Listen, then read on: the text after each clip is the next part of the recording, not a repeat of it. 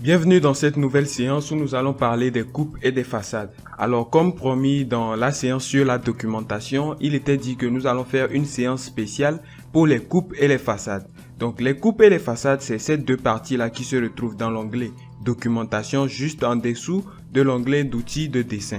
Voilà, donc juste à côté ici, nous avons les outils de documentation. Et dans ces outils de documentation là, on peut remarquer qu'il y a différents éléments dont les coupes et les façades. On avait déjà appris à utiliser tous les autres éléments, sauf les coupes et les façades. Donc les coupes et les façades, c'est ce que vous connaissez déjà quand vous faites le dessin sur papier.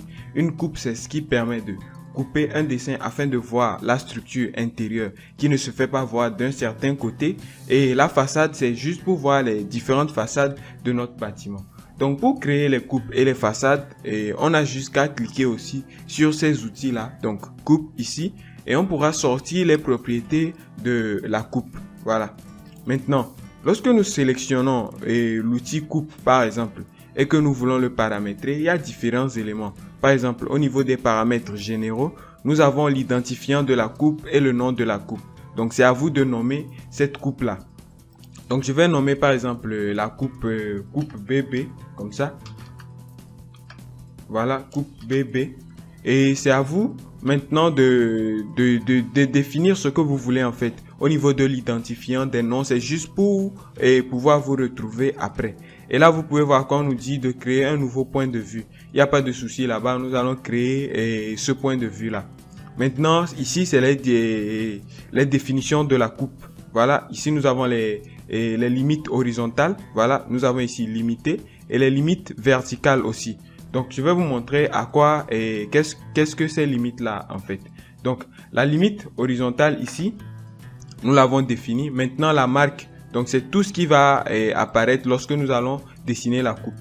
Nous n'allons pas paramétrer cela. Je vais simplement cliquer sur OK et vous allez voir ce qui va se passer. Maintenant, en fonction de ce qui va apparaître, nous allons paramétrer ces éléments-là. Donc, je vais simplement cliquer sur OK et je vais définir la coupe.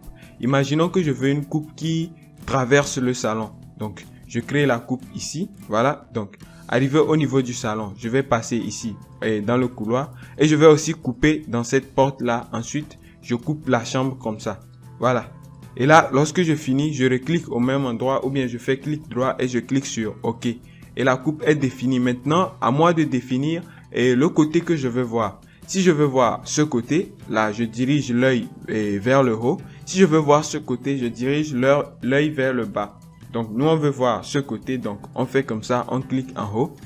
Et voilà, vous pouvez voir que les marques ont apparu, notamment l'écriture ici, C2.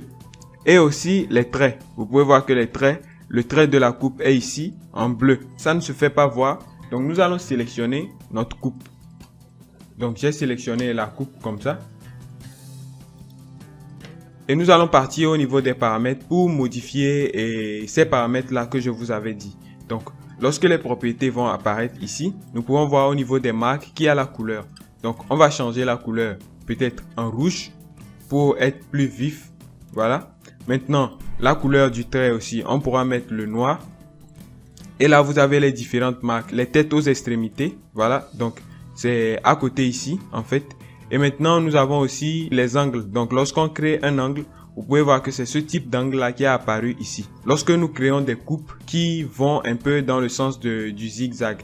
Et maintenant, le type de trait, c'est un trait continu. On aurait pu sélectionner des pointillés, par exemple. Et là aussi, symbole de texte et marque. Vous pouvez voir que ce style-là, c'est ça ici. Et à côté du texte, on peut modifier. Voilà, on peut choisir un autre style. Par exemple, ceci. Et on va cliquer sur OK.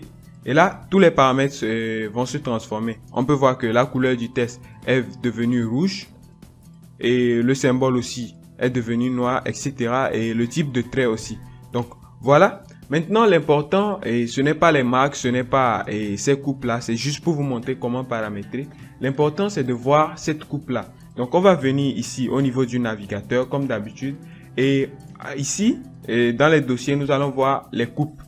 Et au niveau des coupes, on va repérer notre coupe avec son identifiant ici qui est C02. Donc, je clique sur le navigateur et j'ouvre le dossier C02 ici. Voilà. Vous pouvez voir que c'est écrit C02 coupe B parce que j'avais nommé ma coupe B. Je clique Et lorsque je vais ouvrir ce dossier là, et la coupe apparaît. Voilà. Donc vous pouvez voir que nous voyons la table à manger ici et de ce côté. Et de ce côté, nous avons le lit. C'est exactement ce que nous devons voir et en fonction de la coupe que nous avons faite. Donc lorsqu'on coupe ici, on va voir notre table à manger et on peut voir notre lit aussi. Voici les traits de la coupe. Comme j'ai choisi les pointillés, ils ne se font pas voir. Donc nous passons au niveau de la coupe et vous voyez que c'est cela aussi qui apparaît. Maintenant, nous avons le premier étage, le deuxième étage, etc. en fonction du nombre d'étages que nous avons aussi. Donc, on peut paramétrer ces types d'étages-là et tout ce qui va s'afficher aussi. Donc, lorsque nous venons ici et que nous sélectionnons notre coupe, voilà, je fais simplement comme ça et la coupe est sélectionnée.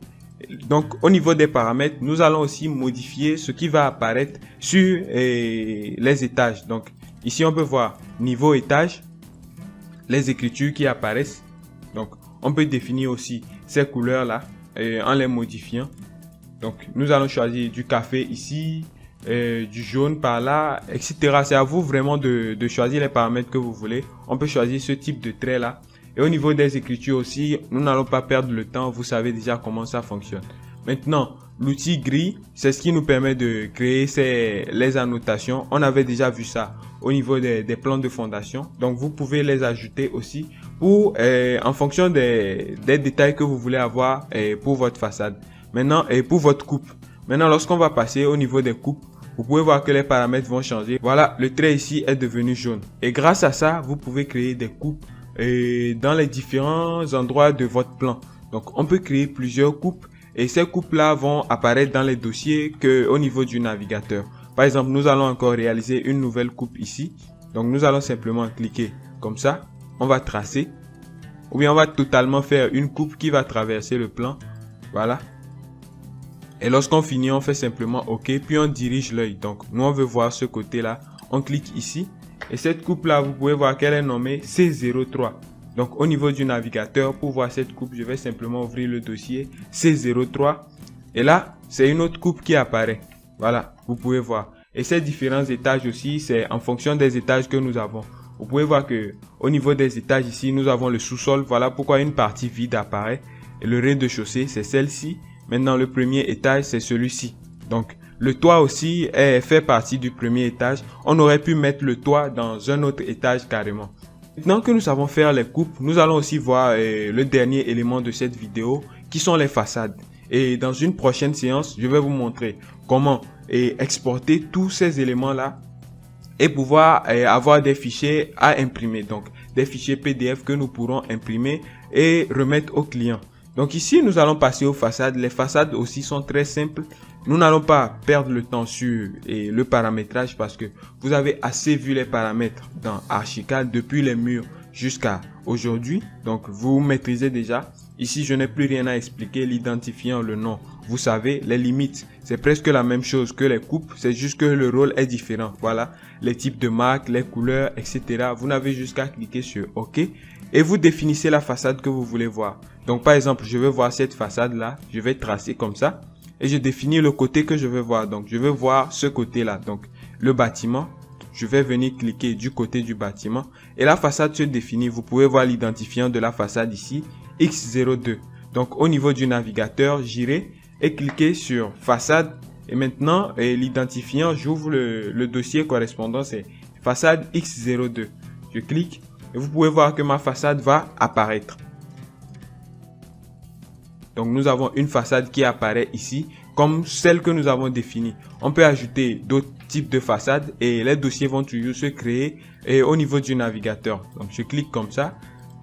Et là, je vais voir cette façade-là aussi. La façade X03, elle apparaît ici. On l'ouvre et vous pouvez voir que c'est une autre façade aussi qui apparaît. Donc, voici comment nous pouvons créer les façades. Vous pouvez voir que c'est très facile à réaliser. Et grâce à ces façades-là, nous allons avoir une documentation assez large pour montrer à notre client et tous les coins, tous les côtés de sa future maison ou bien de son futur ouvrage. Merci d'avoir suivi cette séance avec intérêt. On se retrouve dans la prochaine séance et d'ici là, portez-vous bien.